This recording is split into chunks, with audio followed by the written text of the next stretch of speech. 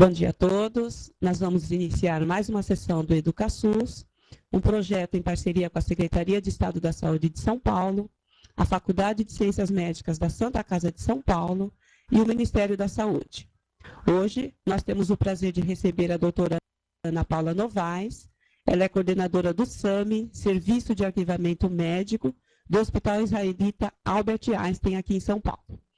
Ela vai abordar o tema Boas Práticas e Preenchimento do Prontuário do Paciente.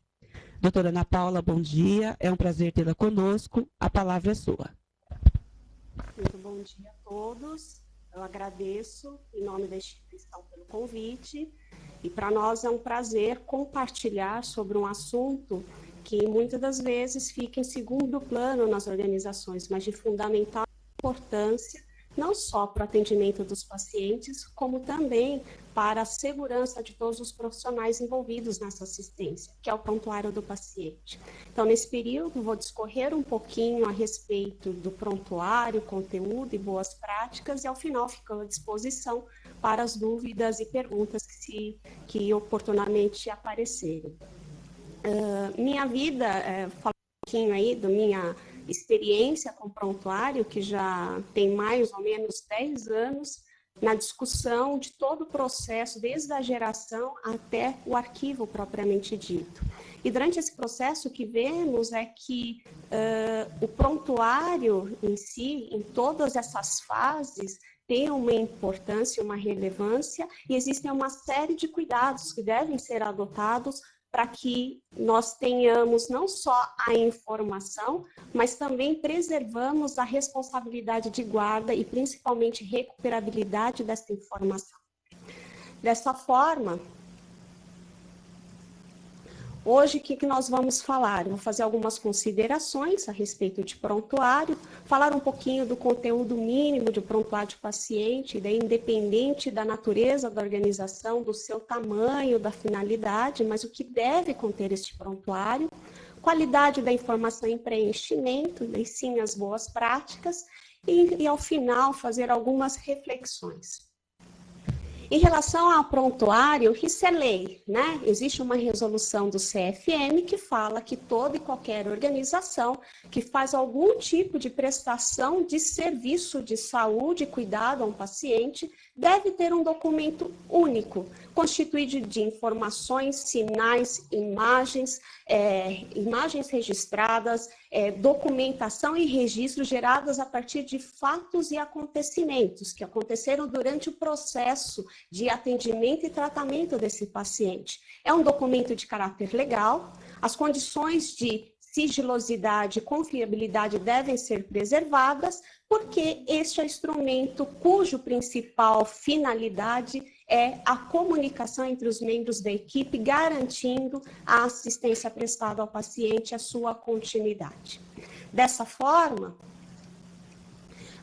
podemos destacar entre os principais objetivos do prontuário do paciente, como eu falei, assegurar a continuidade da assistência, entendendo que essa continuidade ela não está só restrita ao ambiente da organização, e sim, e principalmente quando este indivíduo ele é liberado de alta ou é finalizado o atendimento, onde ele deve carregar consigo uma parte da assistência que foi prestada.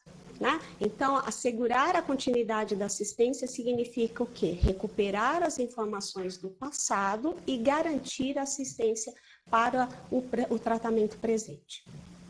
Como eu já falei, é sim, uma importante ferramenta de comunicação entre os membros da equipe. Né? Caracteristicamente, a assistência à saúde, ela tem diversos atores, com diversas formações, são diversas categorias, com diversos focos de atuação, mas todos convergendo para um elemento que é o paciente. Então, o prontuário se configura o quê? Como mecanismo de fazer o elo dessa assistência, servindo como fonte de informação a esses diversos profissionais que atuam 24 horas por dia, 7 dias por semana. Sendo assim, esta é a fonte principal de informação. Informação na qual eu destaco o processo de classificação de doença, que é a colocação do CID, a classificação diagnóstica. né? Este é a atividade que caracteriza o porquê esse paciente foi atendido e servirá de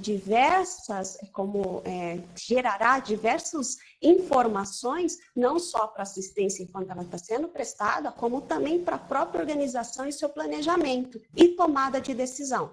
Ou seja, o prontuário é uma rica fonte de informação para estudos epidemiológicos, estudos os quais irão suportar possíveis elaboração de protocolos, decisões e estratégias das organizações, seja o que eu preciso investir em mais leito de cardiologia, se eu estou atendendo mais pacientes cardiológicos, é neurologia, então qual o público que eu estou atendendo e direcionar ações a esse público. E também, em dias atuais, a gente vem se deparando com as questões dos eventos adversos, onde o prontuário é a principal fonte de informação. O que aconteceu com esse paciente que algo desviou daquilo que foi previsto. Então, além de envolver a área assistencial, os colaboradores e profissionais que estão diretamente envolvidos na assistência a esse paciente, a gente não pode deixar de destacar que um dos objetivos do prontuário do paciente também é dar o suporte à área administrativa, visto que este processo não encerra no momento da liberação do paciente. Uma série de atividades são desenvolvidas após a finalização do atendimento, das quais a gente destaca aspectos financeiros, as emissões de faturas, guias de atendimento e etc. E também aspectos legais. Tá? E, para finalizar, acho que um dos últimos, mas não menos importante, é o instrumento de pesquisa. Hoje em dia, as organizações cada vez mais buscam um prontuário, de novo, através dos dados epidemiológicos que podem ser extraídos e gerados, né, uma valiosa fonte de informação para as pesquisas científicas e acadêmicas. Então, aqui eu vou destacar, de uma forma mais ilustrativa, o que eu quis dizer com os objetivos e a finalidade do prontuário. De fato, ele é o centro de uma série de outras atividades que estão envolvendo, de diversas naturezas, né? A gente tende a focar na atividade assistencial, mas não podemos esquecer das atividades administrativas, mas sempre como fonte de informação que será utilizada para suporte à decisão.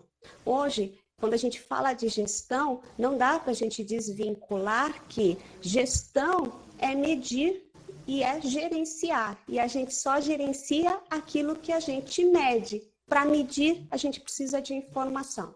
Então, está aqui o prontuário como um celeiro rico de dados que podem ser transformados em informação para diversas atividades. Então, em relação ao conteúdo mínimo, para que ele possa, então, atingir os objetivos, qual o mínimo mesmo, necessário para que a gente possa falar, olha, essa assistência está sendo retratada? Primeiro, dados de identificação do paciente, né? Eu acho engraçado a gente falar nisso e sempre quando se fala de prontuário, em várias palestras e referências bibliográficas, a identificação do paciente aparece em primeiro lugar, né? Século XXI, e a gente ainda tem a identificação do paciente como meta de segurança, né? Hoje os órgãos da qualidade, gestão da qualidade na área da saúde, focam um aspecto relacionado à identificação do paciente. Não só antes da assistência ser prestada, mas também em toda a documentação. E no prontuário não pode ser diferente. Então, ter de quem é este documento em todos os seus registros. Segundo, o item importante seria a anamnese e exame físico. Quais são as condições atuais, mas também quais são as condições anteriores desse paciente. Terceiro, diagnósticos ativos e inativos. Quais foram os antecedentes? Se a gente está falando de estudos e dados para tomada de decisão, estudos clínicos, estudos epidemiológicos, precisamos saber não só porque esse paciente, qual é a necessidade atual, mas também quais foram os problemas anteriores, que podem ter uma relação causal, que podem suportar a tomada de decisão no planejamento do tratamento e assistência desse indivíduo. Então, diagnósticos ativos e inativos é uma informação constante e deve estar presente em todos os documentos que são gerados desse paciente. E o plano de tratamento proposto, né?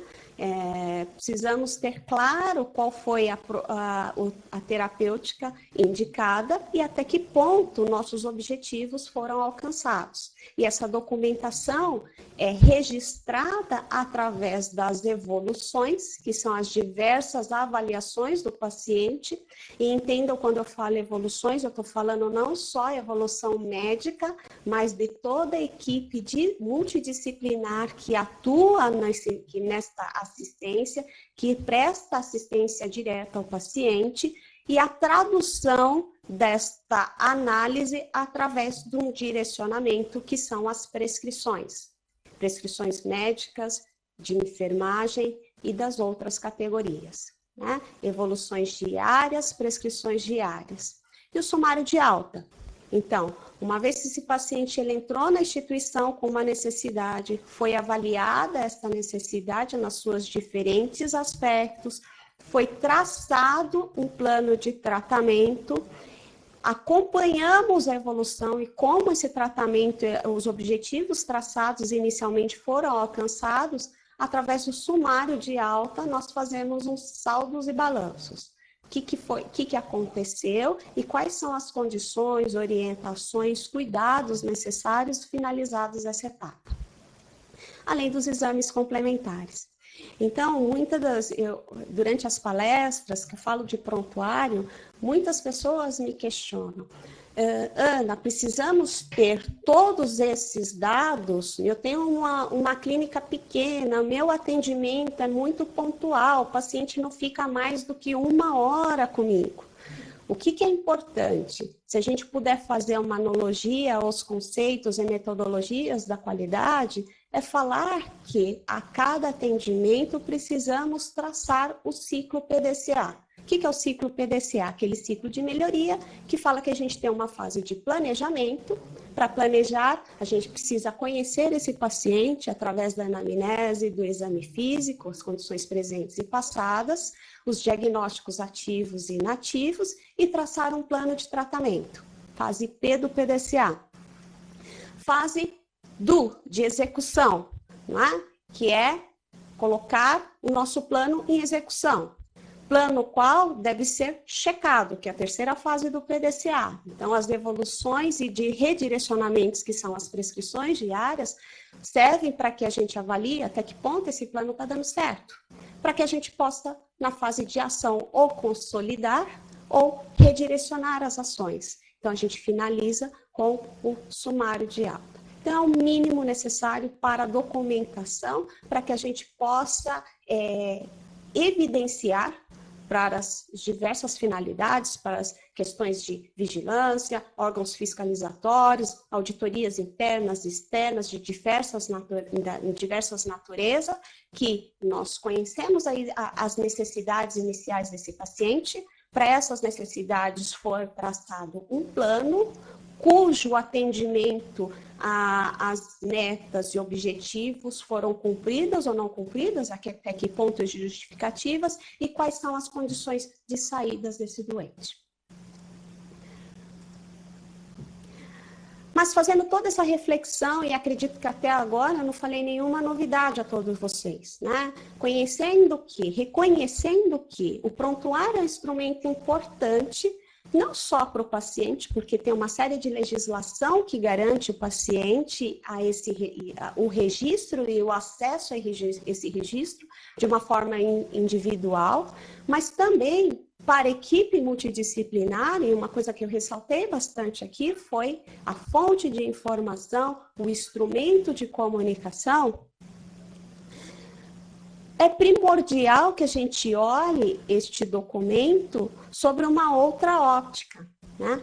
Eu sei que às vezes é difícil, e eu já fiz parte da assistência direta ao paciente, hoje não mais, mas eu sei o quão complicado é dedicar algum tempo para documentar a assistência prestada, né? Mas a gente, os dias atuais, por diferentes formas e necessidades e cenários, né? Hoje o nosso paciente, ele não é tão paciente assim, ele é cliente. Ele tem um pouquinho mais de clareza dos seus direitos, não somente infelizmente, não todos os deveres, né?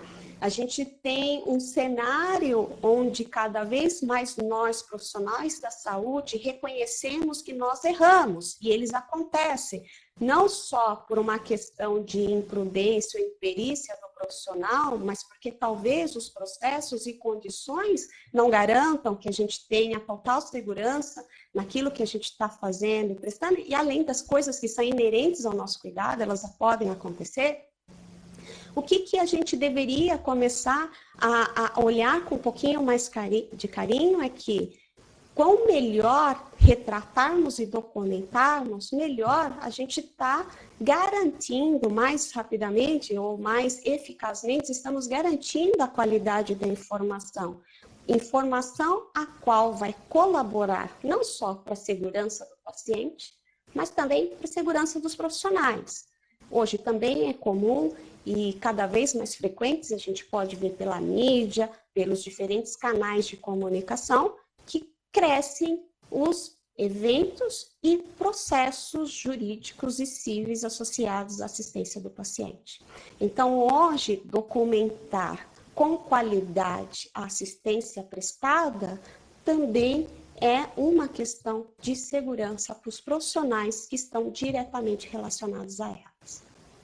E para isso, o que seria importante? Primeiro, completude das informações. E não só em relação aos dados de identificação do paciente, que deve conter em todos os seus registros, né? Não pode ter idem, página 1 do 1 e a segunda página não ter o nome completo do paciente. Quando a gente fala de identificação, a gente não está falando do primeiro nome, do sobrenome, ou do número do leito, ou do registro organizacional. A gente está falando de dados completos, nome, sobrenome e o indicador, né, que seja único, um marcador que seja único para esse paciente, que definitivamente não pode ser o número do leito. Então, eu preciso, se eu estou falando que o prontuário é da Ana Paula Novaes, esse registro ele deve estar constante em todas as folhas que compõem esse prontuário, associado a um marcador que a organização deve eleger, que possa diferenciar esta Ana Paula Novaes de outras Ana Paulas Novaes que podem existir, seja o número do RG, seja o número do registro da instituição que não pode mudar com o atendimento ou qualquer outro marcador. Segundo ponto, ter claro o motivo da admissão. E olha, na minha atividade, eu tenho outras atividades não só relacionadas ao Einstein, mas eu ando e faço auditorias em outras organizações e vejo que, infelizmente, e de diversas naturezas, às vezes, para os profissionais, não é claro por que esse paciente está sendo atendido. O que ele veio fazer? Qual é a queixa? E, principalmente, qual o tratamento proposto dentro de uma visão global? Não pode ter, eu acredito que a equipe médica tem os objetivos, a equipe de enfermagem também tem seus objetivos, fisioterapia, etc. Mas dentro do todo, olhando o paciente como um todo, quais são os tratamentos e objetivos propostos? Por que esse paciente está na nossa organização? Um outro ponto que eu destaco é a questão da legibilidade. E aqui, desde a caligrafia para aqueles que usam prontuário em papel, e também da clareza na comunicação dos que usam o prontuário eletrônico. Não é? Hoje, a gente sempre foi muito acostumado e saímos da forma desse sentido que a gente documenta ou para nós mesmos ou para a equipe. Porém, cada vez mais os pacientes querem acesso ao seu prontuário. Eles pedem cópia. Hoje, na minha rotina, mais ou menos no Albert Einstein, 10% dos atendimentos que são feitos mensalmente de pacientes atendidos solicitam cópia de documento para diversas naturezas. A gente sabe que, na minha realidade, o mais comum é para as questões de pagamento e reembolso junto às fontes pagadoras, mas também tem uma parcela que tem diversos motivos. Ou ele quer manter os registros, ou ele não ficou satisfeito com aquilo, ou com assistência, ou com o médico, ou com algum outro motivo, né? E daí é importante que, se a gente fala que o paciente ele tem o direito de acessar o prontuário dele, isso é lei, a qualquer momento da assistência, esta documentação precisa ser legível para que ele, obviamente, resguardados os termos técnicos que são necessários a esse tratamento, ele tenha acesso. E sem falar numa questão legal, um extremo, tem um processo onde a gente tem que apresentar uma documentação onde não conseguimos identificar, ler ou ter a clareza o que está sendo documentado, né? Então, legibilidade e completude, eu acho que são dois aspectos importantes e fundamentais quando a gente fala de qualidade da informação em prontuário. E o registro de todo o tratamento, atendimento proposto. Todos os procedimentos, todas as intervenções, os exames realizados, e aqui nos exames eu ressalto a necessidade de por que foi solicitado aquele exame, e mais do que isso, né? Uma vez que o exame foi solicitado, alguém avaliou? Qual foi a conclusão? Eu preciso redirecionar a minha assistência em função do resultado do exame ou não?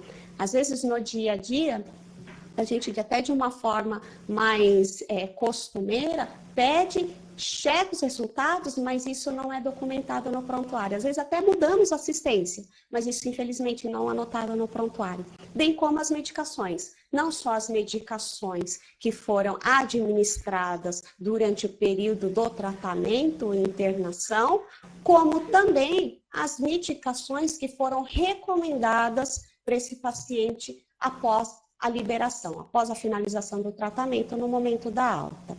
E quando a gente fala de medicações, a gente também está lembrando aquelas questões dos 5 certos e da forma da prescrição, ou seja, medicação, na via, a dose, e a dose não vale um comprimido, um copo, uma gota, etc., né? A gente está falando de miligramagem sempre que possível, né? E a duração, periodicidade e duração. Desta forma, é importante, e eu ressalto que deve ser feito no prontuário, não só a identificação do paciente, mas a clara identificação de todos os profissionais envolvidos nessa assistência em cada um dos registros, contendo o nome do profissional, o número do conselho e sua categoria profissional, né? Então, a cada registro, sabemos claramente identificar quem foi a pessoa que prestou aquela assistência e documentou, fez aquela anotação no prontuário. A gente falou bastante sobre os registros legíveis, né? A clareza, chama atenção aqui em várias organizações que têm vias carbonadas dentro do prontuário, então com a clareza dessa segunda via, a nossa fonte, daí falando agora com o chapeuzinho lá do SAMI, uma das finalidades do SAMI deve ser garantir a informação, e em conjunto com a organização, a garantia da informação desde a sua geração. Então, se ela já é feita, realizada de uma forma ilegível, dificilmente conseguimos garantir a recuperabilidade e a rastreabilidade desse atendimento, né? E em tempo real, que esse também acredito que seja um grande desafio, visto que não é incomum encontrarmos situações onde o profissional dá preferência à assistência e deixa para o último momento, as 30 minutos antes de passar o plantão, realizar todas as anotações, né? Com isso, a gente pode ter uma perda, não só da informação, mas também em relação à temporalidade dos fatos. Então, sempre que possível, realizar, acho que sempre que possível, de uma forma mais mandatória, realizar as informações em tempo real, para que detalhes não sejam perdidos, detalhes dos quais podem ser fundamentais no momento de análise ou investigação. E retratar a assistência do paciente de uma forma integral e os eventos relacionados a ela, contribuindo, então, como eu já havia comentado com vocês, com a completude das informações e qualidade delas. Também gostaria de ressaltar canetas, né?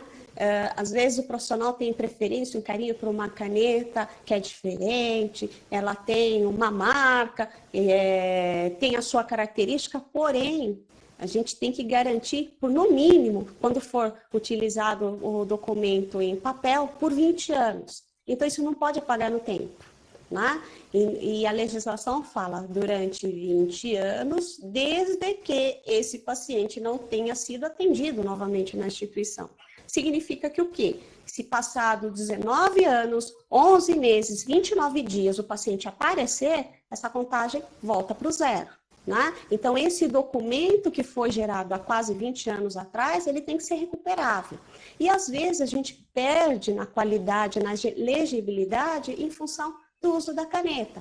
Então, preferencialmente, eu recomendo as canetas esferográficas, de cor escura, azul ou preta. A gente sabe que, habitualmente, o plantão noturno, as checagens são feitas em vermelhas, mas não só para preservarmos a documentação, mas também tem várias organizações, como a minha, que digitaliza o prontuário em papel. E daí, para a qualidade da digitalização, entendendo que o prontuário após digitalizado será a fonte da informação, a gente tem que garantir a clareza deste dado, né? Por quê? Não podemos incorrer em riscos, né? Já pensou? Em função de uma anotação não tão clara, ou de uma caneta que depois de um tempinho borrou, apagou, em vez de LASIX, a gente faz LOSEC, né? Então, é uma questão de segurança.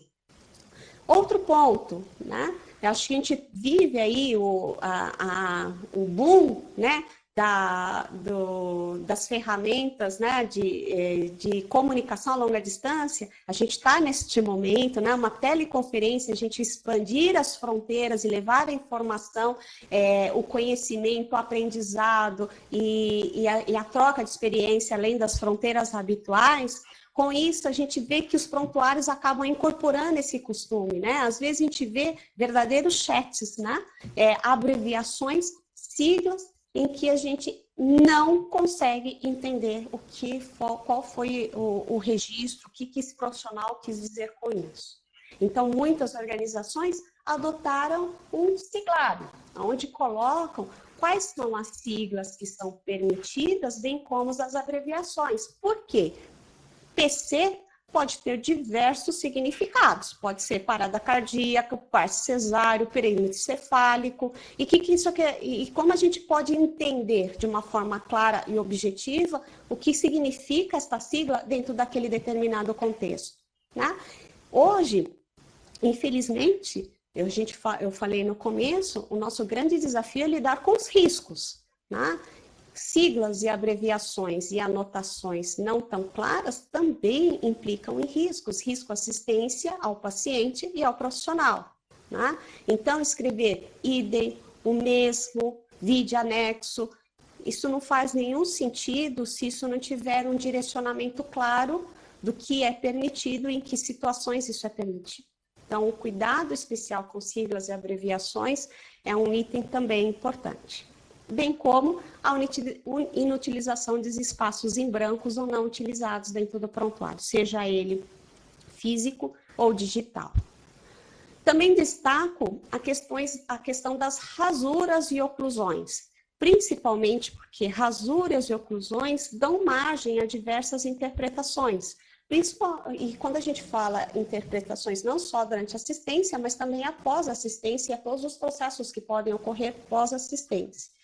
Então, se teve um registro, evidentemente houve um equívoco, a recomendação é que esse erro não seja completamente omitido, mas sim que haja um tracejado, a identificação que houve o erro, e daí eu recomendo que a gente vê frequentemente nas recomendações e literaturas da área, é que se coloque as iniciais da pessoa que fez o erro, a data e hora, e aqui escreva o que na sequência, o que deveria ser documentado. Algumas referências pedem também que isso ocorra, se tivermos que fazer esse tipo de correção, que isso também ocorra com a presença de uma testemunha.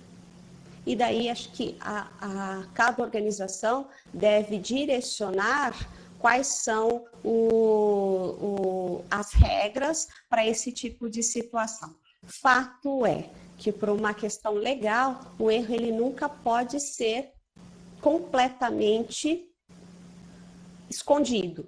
Então, ainda que esteja lá a palavra, a expressão foi usada de forma equivocada, ela deve ser tracejada, mas o suficiente para que a gente possa, ainda assim, identificar qual foi esse erro.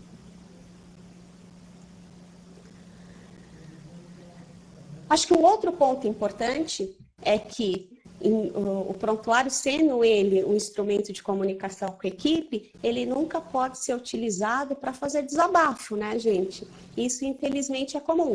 Então, o prontuário, ele serve para fazer anotações somente para informações que se referem ao paciente e tem alguma relevância para o seu atendimento. Fora isso, briguei com a Mariazinha, falei para o João não fez, não tem nenhum sentido e não faz parte da documentação do prontuário. Também, outro item é evitar complementações ou alterações após a alta, atendimento e fechamento desse prontuário. Às vezes é comum, poxa vida, eu esqueci de fazer uma anotação, vou lá no SAMI, posso complementar, eu posso fazer agora a anotação? Não, isso dá uma série de imagens, é muito difícil até justificar legalmente, né? Imagine durante algum tipo de processo, você apresenta uma documentação que, do ponto de vista legal, ela foi adulterada. Ela aconteceu depois da assistência. Fica muito difícil, fora que implica numa questão de controle de versão. Imagina que, após o atendimento, o paciente pediu para sair com uma cópia desse prontuário da sua organização e dias depois aparece uma nova informação neste documento.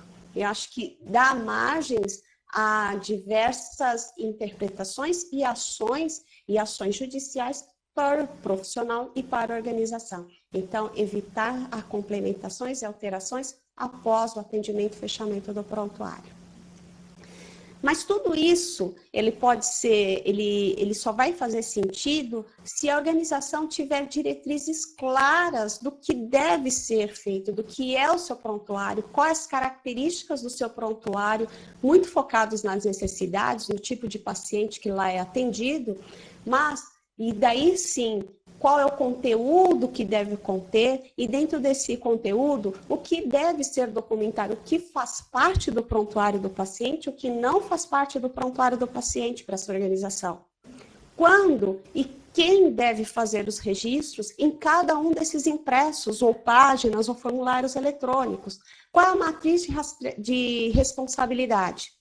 O que deve ser documentado pelo médico, pela enfermeira, pela nutricionista, pela psicóloga, fisioterapeuta, né? O que é comum e o que é específico. Isso deve ser documentado e deve sim ser uma diretriz institucional. Bem como as responsabilidades durante o atendimento e finalizado o atendimento. E para que tudo isso seja cumprido, é saudável e recomendável que tenha-se sistemas de auditorias, e eu falo auditorias independentes, independência no sentido que não pode ser o próprio profissional que fez o registro, ele deve ser realizado por uma estrutura independente que olhe, né, aquele olhar de fora e consiga até ver se ele consegue entender por que esse paciente foi atendido, se o objetivo foi cumprido e de uma forma clara. Então, sistemas de auditoria de preenchimento, que comumente é acompanhado, direcionado ou estabelecido através das comissões de prontuários, são atividades essenciais para que possamos aí verificar qual é a saúde dos nossos prontuários e, consequente, a qualidade das nossas informações.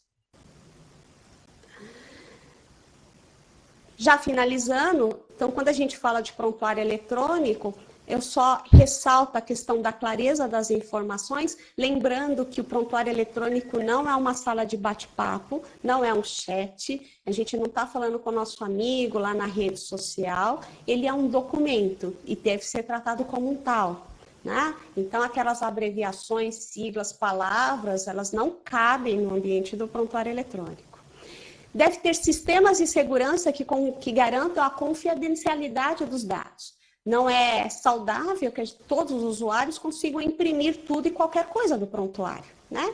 Então, tem uma lei forte e o Código de Ética fala disso. A gente tem que garantir confidencialidade da informação, ou seja, ter acesso às informações do prontuário do paciente, aqueles profissionais que estão relacionados de alguma forma à assistência a esse paciente. Acessos contínuos aos usuários segundo esse perfil de segurança, né? E ter também processos eficientes de backup, garantia da continuidade do negócio e plano de contingência. Fica esquisito a gente não conseguir dar andamento à assistência se o sistema cai. Eu não consigo registrar. Então, qual é a contingência? Como a gente mantém o show acontecendo, independente de possíveis desvios que isso pode ter causando e até gerando a perdas integrais ou parciais ou danos na recuperabilidade dessas informações. Desta forma, eu gostaria somente, para finalizar, ressaltar que o prontuário é uma prova de evidência, né? Então, eu sei que às vezes, novamente, às vezes é corrido, é complicado, a carga de trabalho é pesada, porém, mas ele é importante para a segurança do paciente, mas também é importante para você, profissional, porque ele é a prova da assistência, a evidência da assistência que você prestou. Independente da sua forma de documentação, seja eletrônica, seja em papel, ele deve ser completo, legível, atual, preciso e, acima de tudo, profissional. Legalmente, uma ausência de documento, registro, significa que a assistência não foi realizada. E daí é uma fragilidade importante, não só profissional, mas como para a organização. E entendendo que o preenchimento do prontuário é um direito do paciente, mas também é uma responsabilidade de todos. Então, fico agora em aberto. Eu queria novamente agradecer a oportunidade e abro a possíveis questionamentos.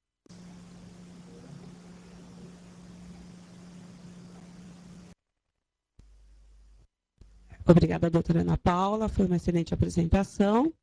Nós vamos passar aos pontos e pedir que sinalizem como pedir a vez. E não esquecer de se identificar a instituição e o nome da pessoa que irá fazer a pergunta, por favor. Doutora Ana Paula, enquanto ninguém se manifesta, eu não sou da área médica, mas eu tenho uma dúvida aqui um pouquinho pequena só. Qualquer pessoa pode ter acesso ao prontuário médico e o médico também pode ter uma cópia desse prontuário ou não? Qualquer pessoa não pode ter acesso ao prontuário. O prontuário ele só pode ser acessível aos profissionais que estão envolvidos diretamente em assistência ou a quem o paciente delegar a esta possibilidade. A cópia do prontuário, legalmente, só com autorização do paciente. Mesmo o médico, que foi o prestador da assistência, ele tem acesso à cópia somente com autorização do paciente.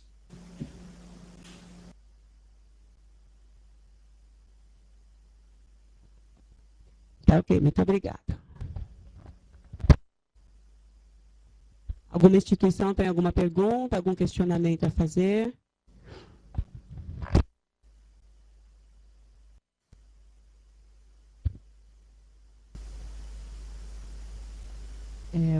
Bom dia. Bom dia, Estativa do Hospital Flávio Leal. Eu só queria tirar uma dúvida quanto à liberação também desse prontuário, sobre uma investigação de óbito. E a Secretaria de Saúde precisou investigar esse óbito e me solicita essa cópia do prontuário. Eu posso fornecer nesses casos? Ou a própria comissão de óbito do hospital, junto ao pessoal da secretaria, deverá vir ao hospital e aqui fazer, então, essa investigação, e não liberando essa cópia? Os casos de óbitos até são um pouquinho mais delicados, porque recentemente o Conselho Federal de Medicina soltou uma resolução, a resolução 6/10, que fala que a confidencialidade das informações ela é estendida até mesmo após a morte desse paciente. E ela só pode ser, então, um caso de cópia só pode ser liberado no caso de uma requisição judicial, somente através de uma solicitação formal de um juiz. Assim sendo, o que é prática? É sim, os órgãos fiscalizatórios desenvolverem um processo investigativo consultando o prontuário nos domínios da organização, isso é passível, mas a cópia, através dessa resolução, só é liberada com um requerimento legal. Eu acho que tem um ponto importante, só complementando a pergunta anterior, é que há uma diferença entre o acesso e a cópia. O acesso, desde que justificado, comentado, no caso, uma solicitação aí de um órgão fiscalizatório, ele pode acontecer nos domínios da organização, em situações controladas. Agora, a cópia, a legislação é bem rigorosa em relação a isso, somente com a autorização do paciente, na sua impossibilidade, o representante legal, e após a morte, somente por uma determinação judicial. Queria agradecer, foi bem esclarecedor.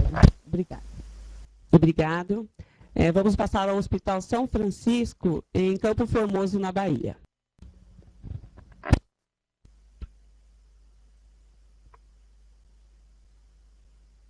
Oi, bom dia, Ana Paula. Meu nome é Dora, eu falo da Bahia, especificamente da cidade de Campo Formoso.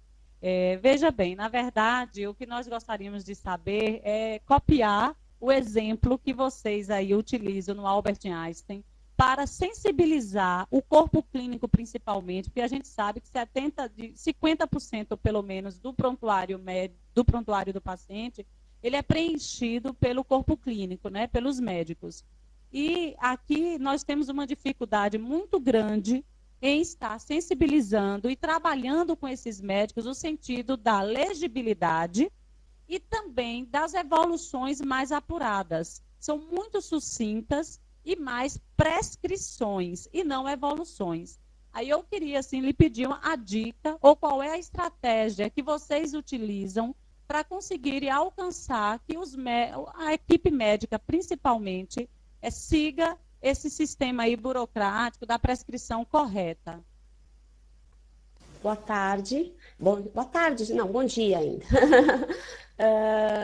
Nós adotamos algumas estratégias. Eu acredito que essa questão de completude e envolvimento da equipe para o registro adequado do prontuário seja um desafio de todas as organizações cujos problemas são os mesmos, independente da organização, só muda de endereço, não é mesmo? O que nós fazemos? Então, vou citar o processo mais complexo, né, que é o paciente que fica internado na organização, que tem aí uma carga de registro maior. Todos os prontuários, 100% desses prontuários, eles são inspecionados. E quando a gente fala de inspeção, nós falamos de uma auditoria quantitativa, elegendo dentro daquilo que é mínimo necessário para a documentação, que a organização entende que nós não podemos fechar um prontuário sem que essas informações estejam completas. Então, esse foi um primeiro exercício, envolvendo, obviamente, acho que uma estrutura importante, um órgão legal que existe, que é a Comissão de Prontuários, para fazer este grupo entender o que é fundamental, quais são as informações que a instituição não abre mão. Feito isso, esses prontuários, como eu falei, no momento do seu fechamento, ele é avaliado. E esta avaliação implica em que todo e qualquer desvio encontrado é documentado e esse profissional, ele é identificado. Ao final de cada ano, cada profissional, seja ele um profissional do corpo clínico fechado ou aberto, ele recebe uma nota de preenchimento de prontuário. Nota que faz parte de uma série de outras mensurações que são feitas como uma estratégia de relacionamento com esses profissionais. E, adicionalmente, eles são chamados por uma conversa, que é o feedback.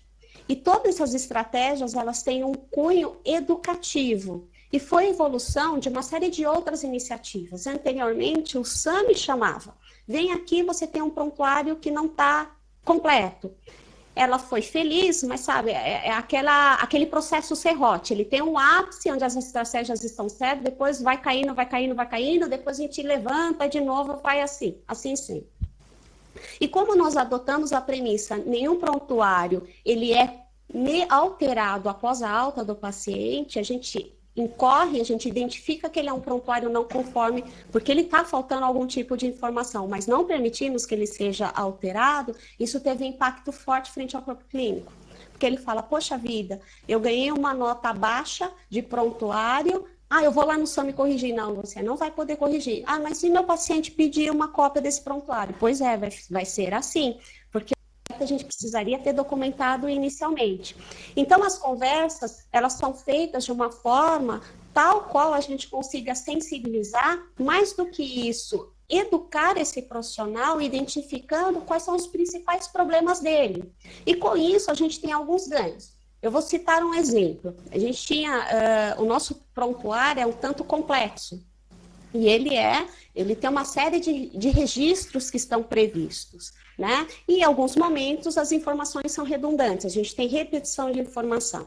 E sempre que isso acontecia, esse profissional escrevia idem anterior, né? A gente não pode ter esse tipo de abordagem. Então ele é chamado e a gente mostra, olha, seu documento, como está assim, isso traz com que sua nota do final do ano de preenchimento do prontuário seja essa, e para o próximo ano, e mostra esse profissional comparando com os mesmos da sua especialidade. Então, é como se fosse aí dar um parâmetro de avaliação para que ele veja, talvez seus colegas tenham uma melhor prática no preenchimento que a sua. Então, ampliando um pouquinho essa visão, tá? Adicionalmente, eu falei que esse é um processo que acontece integralmente no prontuário. Nós temos um segundo olhar para o prontuário, que é a auditoria qualitativa dos prontuários abertos, enquanto a assistência está sendo prestada. Como eu falei, esta ação também é algo compartilhado com a organização, com os gestores de unidades, com os coordenadores das unidades, onde a gente olha não só aquilo quantitativo, mas qualitativamente, o atendimento aos protocolos, às diretrizes institucionais. E também esse gera um documento onde não só a unidade, como o serviço de prontuário, assumem compromissos coletivos, né? Compromisso, assim, olha, hoje o nosso desempenho foi abaixo do esperado, vamos tentar subir um patamar, e subir um patamar significa o quê? Quais são as ações? Obviamente que isso que eu falei seria inútil se eu não tivesse apoio da alta direção. A direção do hospital é comprometida e valoriza a questão do preenchimento de prontuário. E isso é divulgado amplamente nos fóruns e comitês de qualidade e segurança, em diversas ações. E a comissão de prontuários, ela tem um papel diferente, porque este é um órgão que, se em contrapartida, a diretoria médica, a diretoria de qualidade olham o indivíduo, a comissão de prontuário faz o contraponto, ele olha o coletivo. Então, ele vê, poxa vida, a maioria dos nossos médicos está falhando no preenchimento da anamnese? Será que há uma deficiência, há uma oportunidade de melhoria deste impresso de tal forma a facilitar a vida desses profissionais? Então, a comissão de prontuário, ela elabora estratégias globais de melhoria independente do indivíduo. E o indivíduo é tratado particularmente com conversas individuais durante essas abordagens dessas diretorias. Muito obrigada e parabéns pela sua apresentação e também pela sua resposta. Bastante objetiva, completa, com exemplos e, com certeza, você nos deu dicas valiosas para cá. Muito obrigada. Obrigada. Nós aqui agradecemos, Campo Formoso. Santa Casa de Bragança Paulista, bom dia. Ok. A minha dúvida é a respeito do prazo, certinho? É a respeito do prazo que o paciente tem para vir buscar a cópia do prontuário dele. Existe na legislação um prazo ou cada instituição estabelece o seu prazo? Por exemplo, eu estive internada e quero cópia do meu prontuário. Eu vou ter o acesso já na minha alta ou não? O pessoal da diretoria médica, seja quem, ou o SAMI mesmo, quem faz esse controle, vai dizer, olha, você retorna daqui tantos dias para nós estarmos com a cópia do seu prontuário. Essa é a minha dúvida. Bom dia. Não existe um prazo legal. Cada instituição deve estabelecer a sua regra. Eu acho que o importante é que isso esteja claro antes mesmo da solicitação. Por exemplo, a minha instituição adota o prazo de até 10 dias úteis. Obviamente, se durante a alta do paciente tivermos já condições de providenciar, a gente vai liberar o quanto antes. Mas, como parte do acervo está dentro do meu domínio e parte do acervo está fora, através de um serviço terceirizado de guarda, a gente estabeleceu um limite máximo de atendimento e fazemos um monitoramento para ver se isso está sendo atendido. Bom dia, Ana. Meu nome é Edna. O que nos causa bastante polêmica é o cliente satisfeito com a assistência solicita a famosa alta pedido. E nessa saída ele quer levar esses exames complementares. É direito dele ou é protocolo de acordo com cada organização? Então, bom dia, Edna. É um direito dele.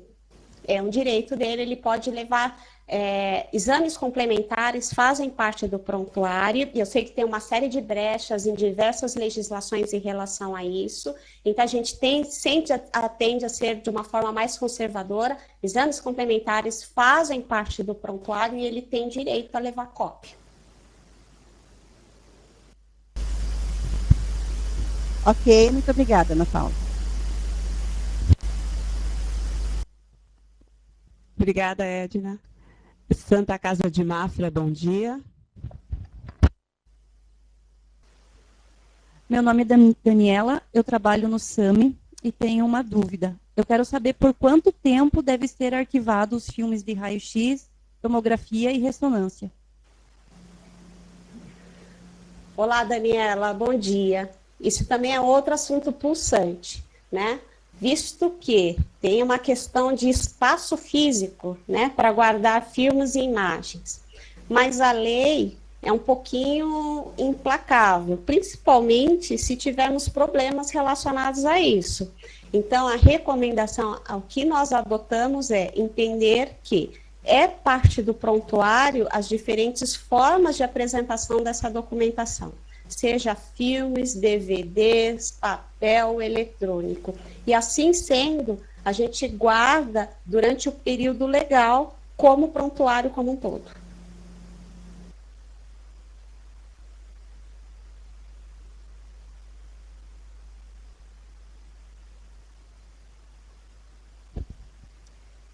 E o paciente tem direito ao empréstimo desse filme também? Então, eu acho que esse tem um ponto importante, né? Porque nem sempre a gente tem a possibilidade de recuperabilidade. Eu acho que é importante a organização definir qual a sua estratégia em relação a isso. Ou seja, ainda que você entregue este filme ao paciente, você tem a responsabilidade como organização de ter esse documento original. Então, significa o quê? Se ainda são exames, e daí a gente tem que excluir essas situações de filmes e exames que são trazidos de casa, a exceção do paciente, e ele tem a responsabilidade, a gente deve devolvê-los, e a gente tem a prática de devolvê-los ao final do atendimento. Mas aqueles que são gerados dentro da organização, a gente precisa ter a garantia que se em algum determinado momento, lembro, depois dos 19 anos, 11 meses, alguém precisar dessa informação, a gente tem que ter garantia de recuperabilidade delas.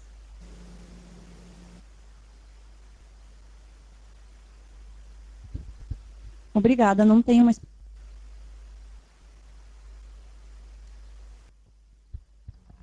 Santa Casa de Misericórdia de Rondonópolis, bom dia. Nós temos a seguinte dúvida. Quando o paciente não tem condições, por exemplo, um paciente que está entubado, ele não tem condições, né, de solicitar a cópia desse prontuário.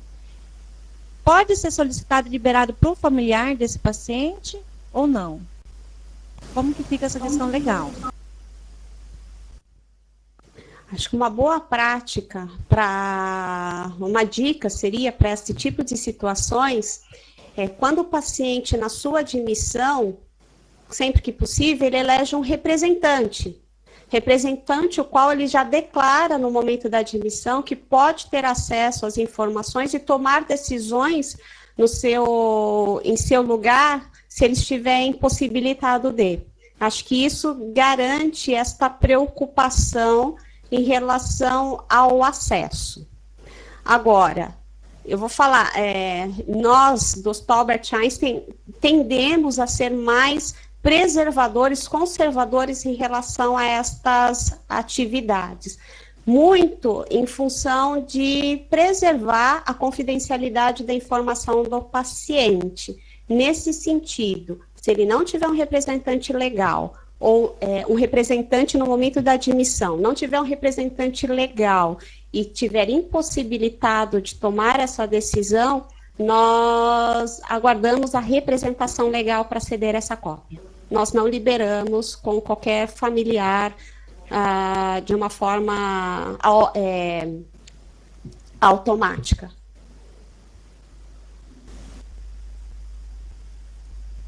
Se ele já chegou na UTI impossibilitado, né, de estar elegendo essa pessoa, então seria impossível essa prática? O familiar não vai conseguir esse acesso?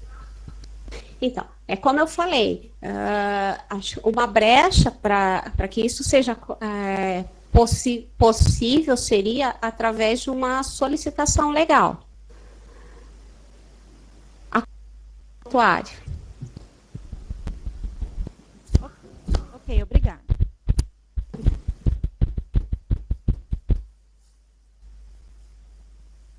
Ok, nós agradecemos Rondonópolis. Associação Casa Fonte da Vida, bom dia. Bom dia, Ana Paula. Bom dia, estou te ouvindo. Bom dia, Ana Paula. Ok. Eu sou enfermeira aqui do Hospital São Francisco, sou enfermeira do Departamento de Educação Permanente. E a minha pergunta é sobre a anotação. Pois é comum o profissional equivocadamente escreve alguma coisa e ele quer dizer, ele coloca entre parênteses e escreve, digo, isso é correto ou não? Isso também é aceitável. O importante é que, no caso de um equívoco de registro, um registro errado, é que isso não seja ocultado, né? E às vezes as pessoas usam o famoso corretivo, aquele branquinho, usa esparadrapo, né? Então, assim, o erro, uma vez aconteceu, ele tem que ficar evidente, as pessoas têm que ficar claro que, e ele pode, digo, corrigir na informação anterior e continuar com o seu registro. Isso é aceitável. Ok, obrigada. Obrigada. Então, meu nome é Janice, eu falo aqui da Fundação São Francisco Xavier, especificamente do Hospital Márcio Cunha, em Ipatinga, Minas Gerais.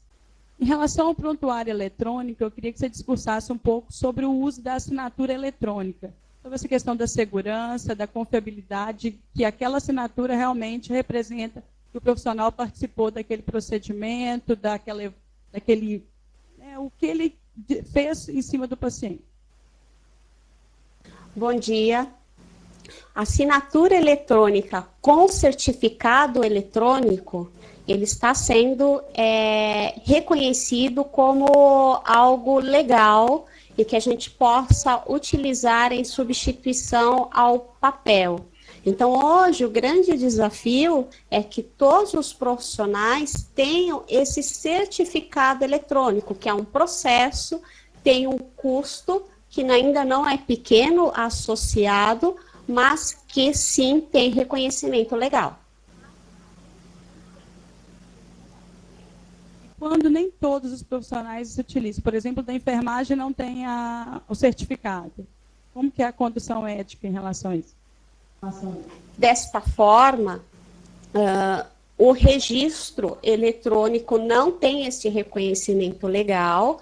O que deveria, o que poderia ser feito para que a gente possa ter um documento da forma que a legislação prevê é a impressão desse registro e a assinatura do profissional que o fez.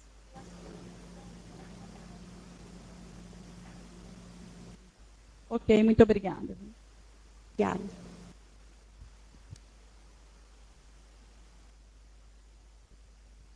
Nós agradecemos o pessoal de Ipatinga. Hospital São Vicente de Paulo, bom dia.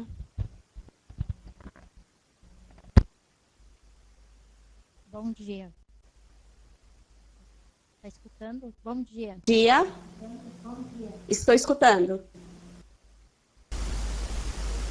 Tá.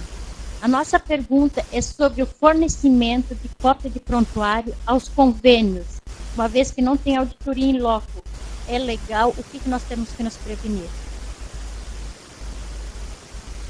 Uma vez o paciente autorizando a cópia desse prontuário, esta fonte de pagamento, ele é legal.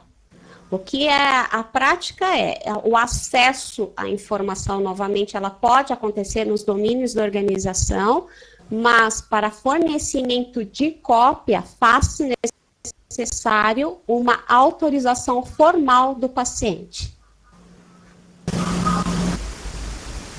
O paciente tem que solicitar, o convênio tem que solicitar ao paciente uma autorização e o convênio para a gente enviar o convênio, essa cópia? Eu não ouvi bem o finalzinho da sua pergunta, daí eu vou pedir para que você me corrija se eu tiver entendido equivocadamente. Mas, sim, o convênio solicita essa formalização do paciente, autorizando que a sua organização, a organização de saúde, forneça uma cópia do seu prontuário para esta fonte de pagamento, e essa autorização, assim, documentada, seja algo formal. Ok. Nós falamos de Porto Alegre, então, mas represento o Hospital Regina de Novo Hamburgo. Minha pergunta é com relação ao CID. Tá? Com relação ao CID, é fato que é uma informação importante, mas é uma informação obrigatória no prontuário? Me refiro à resolução, né, do Conselho Federal de Medicina, que se refere ao sigilo do CID. Como que a senhora pode dar uma posição com relação a esse assunto, assim, que é bem divergente, né? Uma resolução sai dizendo que é obrigatória, outra diz que não, que é sigilosa, então temos essa dúvida. Eu vou falar um pouquinho da nossa experiência, porque ao mesmo tempo que fala que o CID, o código, é sigiloso, faz parte do prontuário diagnóstico do paciente. E o CID nada mais é de uma tradução, através de um código, desse diagnóstico. Portanto, no meu entendimento, ele faz parte do prontuário e deve constar no prontuário do paciente, sim.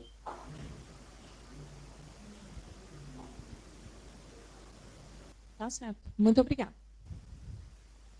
Nada. Aqui agradecemos, Federação do Rio Grande do Sul.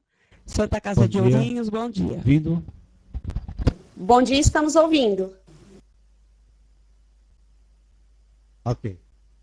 Meu nome é Flávio, sou da área de informática das Jurinhos. A pergunta que surgiu o paciente, mesmo estando internado, ele pode ter acesso ao prontuário durante a internação ou somente após a alta? Bom dia, Flávio. O paciente, ele pode ter acesso a qualquer momento da sua internação, seu tratamento ao prontuário. E pode ter acesso também à cópia do prontuário. Então, na minha prática, o que fazemos? É comum, sim, o paciente, durante a internação, pedir cópia para motivos diversos. Nós fazemos essa cópia até o dia anterior à solicitação, e depois complementamos até o final da internação.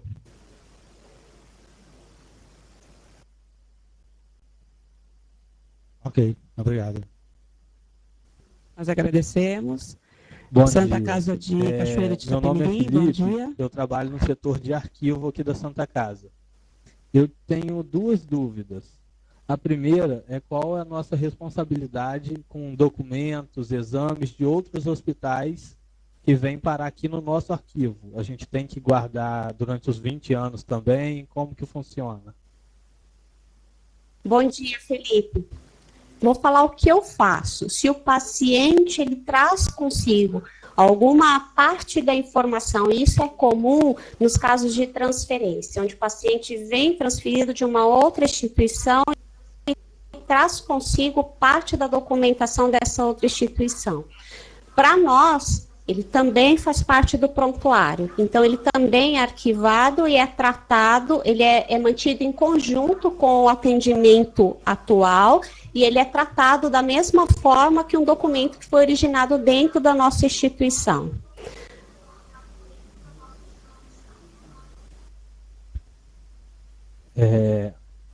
E a outra pergunta que eu queria saber, que a gente usa aqui, separar os prontuários e organizar por ordem numérica do número de prontuários do paciente, o registro. Você sabe me informar se tem algum nível, algum módulo mais atualizado ou que seja um pouco mais fácil, ou até mesmo a microfilmagem dos prontuários? Qual seria melhor, tem um melhor custo-benefício, alguma coisa assim?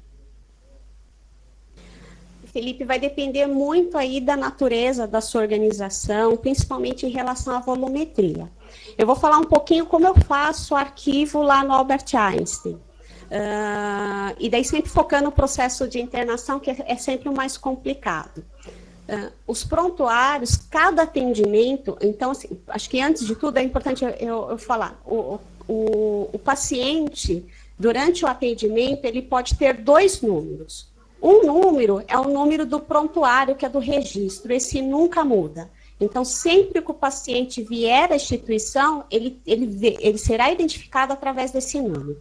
O segundo é o número do atendimento. Este sim pode mudar. Então, se ele vier por emergência, se ele será internado, ou se ele passar num consultório, esse número vai mudar.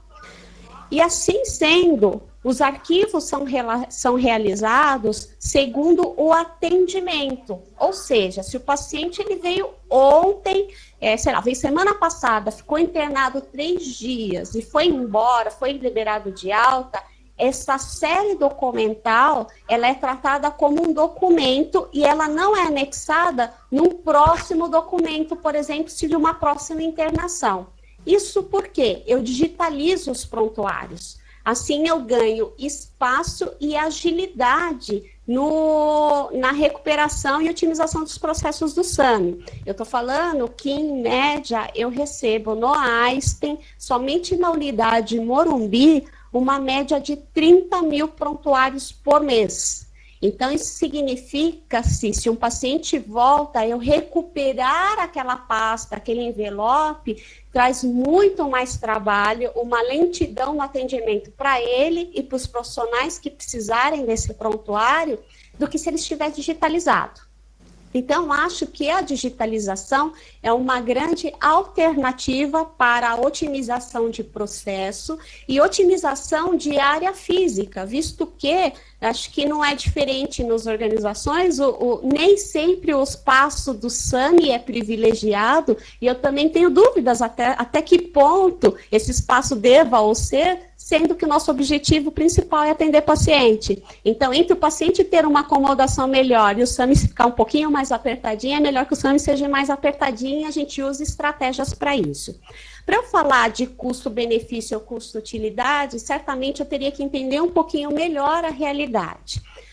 O processo de digitalização, ele tem um investimento inicial que acaba se pagando ao longo do tempo. Então, pode ser uma alternativa, mas eu não ousaria te falar o que seria menos custoso, ou que seria vantajoso, assim, eu precisaria realmente conhecer um pouquinho melhor a sua realidade.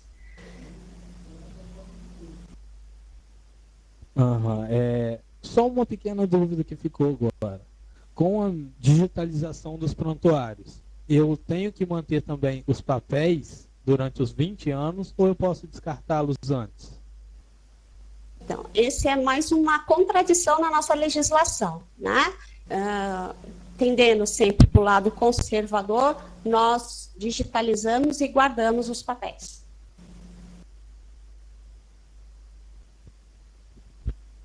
Tudo bem, então. Muito obrigado. Nós aqui agradecemos. Hospital Jesus Pequeno. Bom dia, Ana Paula. Eu sou Ana Amorim, sou assistente social do hospital. Eu queria saber de você, em se tratando de um hospital credenciado ao SUS, como o nosso, que posteriormente a gente tem que remeter os prontuários para o faturamento junto ao contratante. Os exames que são solicitados pelo paciente, tipo o exame raio-x, como é que a gente deve proceder se a gente não tem cópia de filme? Né? Como é que a gente disponibiliza isso para o paciente? Oi, bom dia, Ana. De fato, isso é um assunto tanto pulsante, né? O que muitas organizações fazem, e daí acho que a gente tem uma série de pontos e sempre fragilidades, visto que a gente não tem um consenso universal em relação a regras e legislação, dar ao paciente, formalizar essa entrega ao paciente, e nesta formalização, a gente deixar claro que, neste momento, a instituição passa o bastão em relação à guarda e confidencialidade a este paciente. Pode me questionar. Certo, Ana Paula. Só complementando, você pode falar assim, nossa, eu estou 100% garantida e que não haverá nenhum tipo de questionamento, alguma fragilidade legal? Não. Isso é só uma alternativa. Não. Tá certo, obrigada. Agradecemos. Hospital de Caridade de Piraí, bom dia. Bom dia. Sobre a questão dos exames de raio-x para pacientes externos, o que acontece aqui? Muitas das vezes a gente guarda esses exames e os pacientes não vêm buscar, né? Até que o período de guarda desses exames, por quanto tempo? E uma outra pergunta é sobre a questão dos pacientes que são transferidos para outras unidades hospitalares, onde a própria equipe do hospital leva uma cópia desse prontuário, né, com as informações desse paciente. Eu teria que ter a autorização do paciente para estar levando essa cópia, ou deveria ter um relatório elaborado pela equipe médica, né? Ou eu posso simplesmente tirar a cópia e levar junto nessa transferência? Em relação aos filmes, né, e imagens de radiografia, nós também enfrentamos o mesmo problema. Às vezes o paciente não vem buscar e esse acervo cresce, infelizmente incorrendo aí diária e custo para isso. nossa estratégia, nós guardamos. Ou então, nós enviamos para casa do paciente. Agora, em relação às transferências, esse é um assunto que a gente tem que garantir, temos que lembrar que nós temos que garantir a continuidade da assistência. O mundo ideal seria, de fato, que esse paciente saísse com um relatório de transferência, no qual constasse quais foram as condições de chegada, quais foram as intervenções realizadas, procedimentos, medicações e qual a história do paciente até esse determinado ponto, né? Ou muitas organizações usam como prática, de fato, copiar a última evolução, a última prescrição ou pontos importantes em relação à assistência para que se dê a continuidade. E nesse momento, se a gente está falando de transferência e garantia da continuidade da assistência, eu não vejo a necessidade de formalizar esta solicitação ao paciente em relação à emissão dessa cópia, visto que a gente está mantendo o acesso às informações de profissionais que farão uso delas e são essenciais para que ele tenha segurança no cuidado. Muito obrigada. Nós é que agradecemos. Santa Casa de Itapeva, bom dia.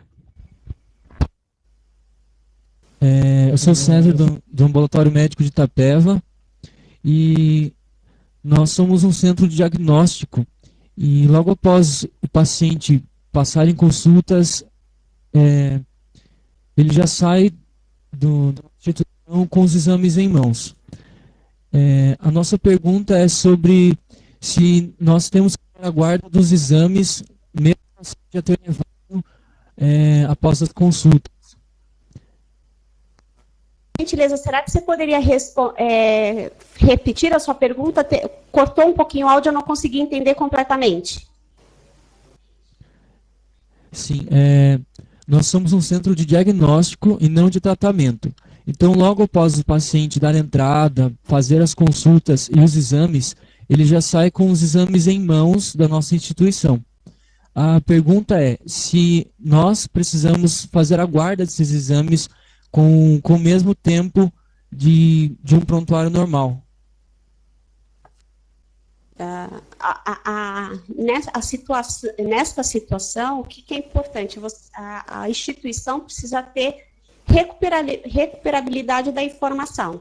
Ou seja, ainda que você, como um centro, não tenha a imagem, mas você precisa saber que esse paciente fez um exame na sua organização. Ainda que você não tenha em meio físico a cópia de todos os exames realizados, você precisa recuperar essa informação de alguma forma. Assim sendo, a minha experiência, as áreas de diagnóstico mantêm em diversas estratégias os resultados de exames realizados, não necessariamente em meio físico, e sim eletrônico. Ok, obrigado. Bom dia. Continuamos sem o seu áudio, tá? Verifica, por favor. Nós vamos passar para a Santa Casa de Olinda. Bom dia.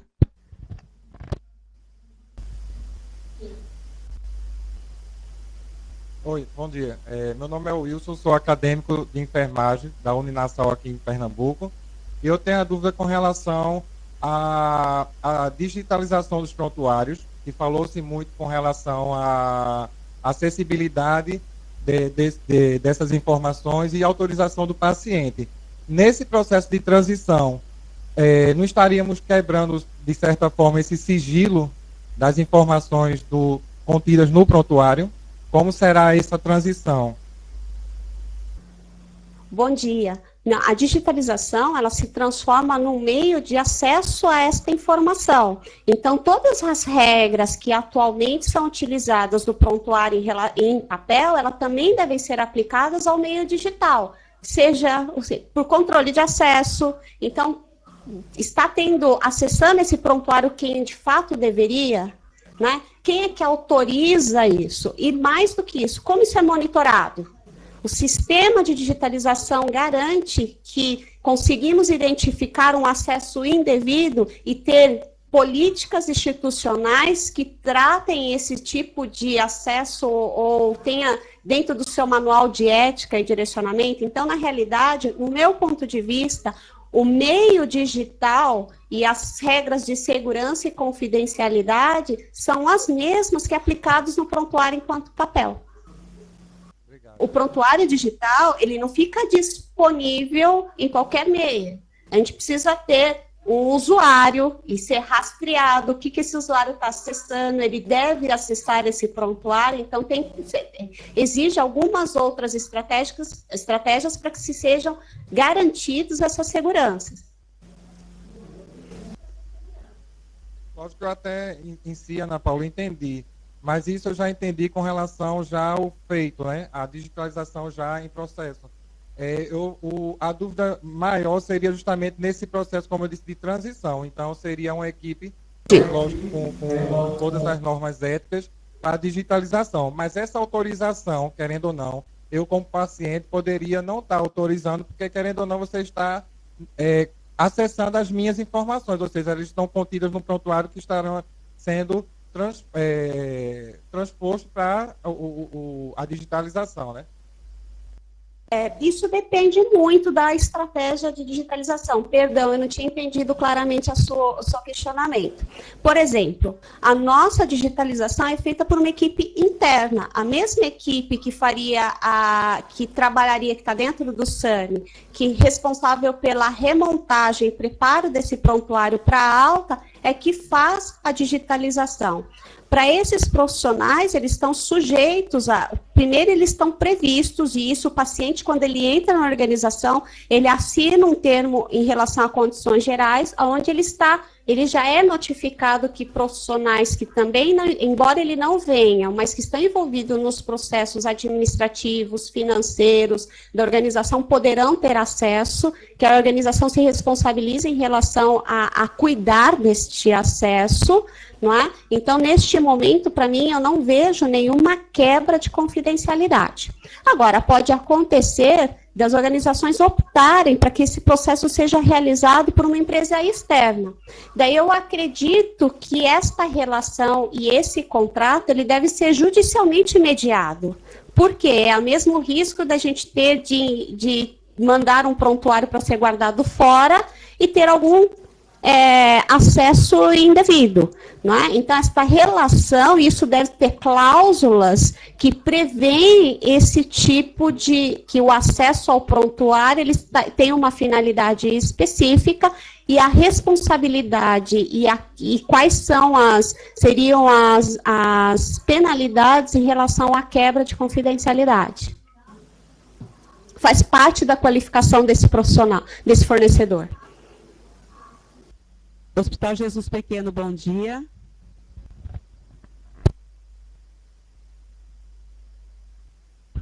Bom dia. Só uma retificação. Hospital Jesus Pequenino, em Bezerros, Pernambuco. Tá certo?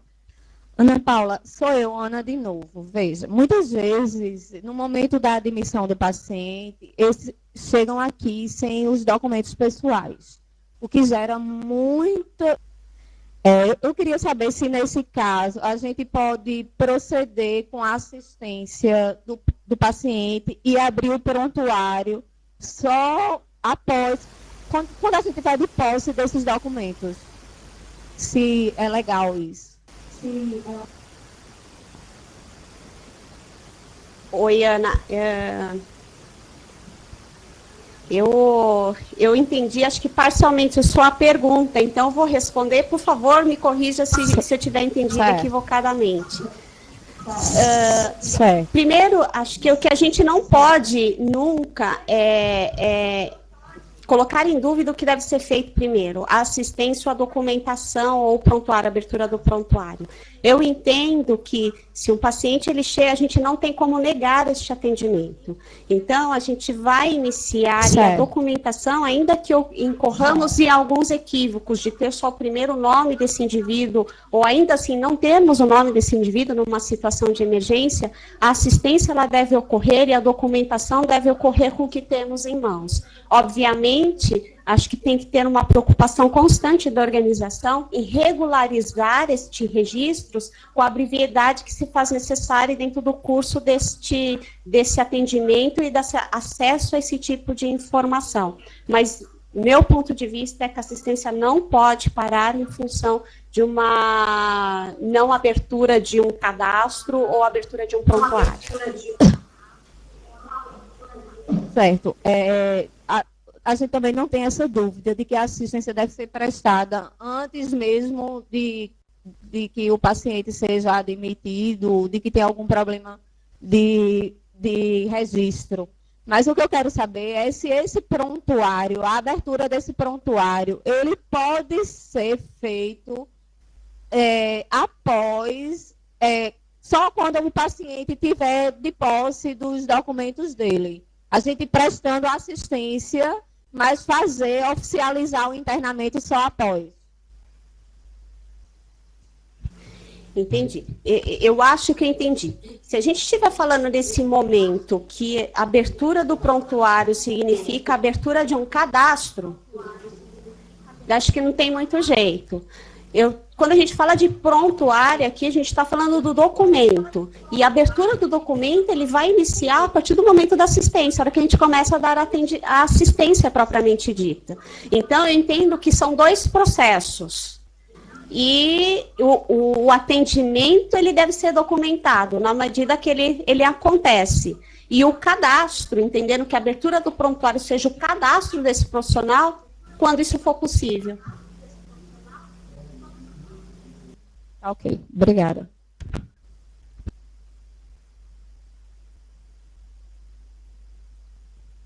Nós aqui agradecemos.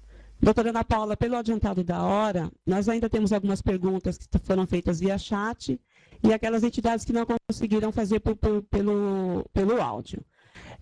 Então, nós vamos pedir, por favor, para essas entidades que encaminhem os seus questionamentos por e-mail para a doutora Ana Paula, que ela responderá para vocês, ok?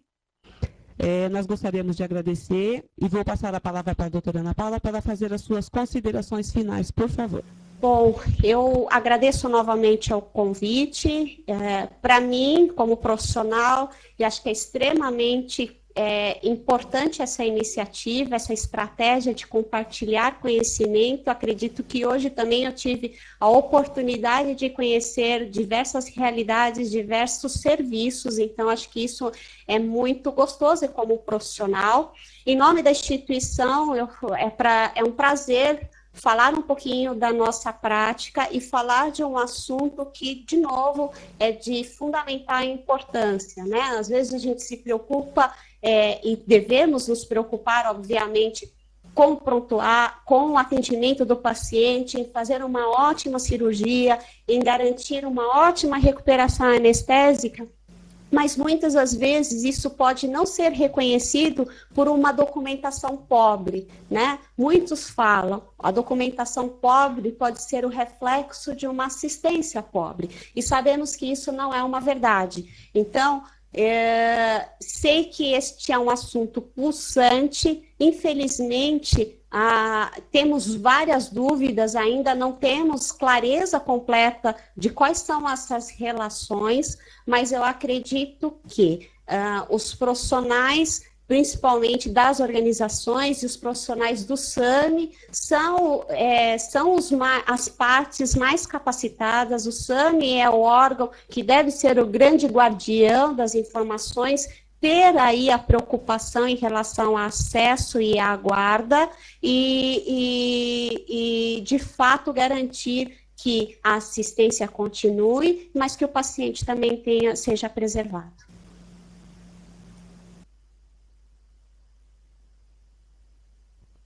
Ok, doutora Ana Paula, muito obrigada.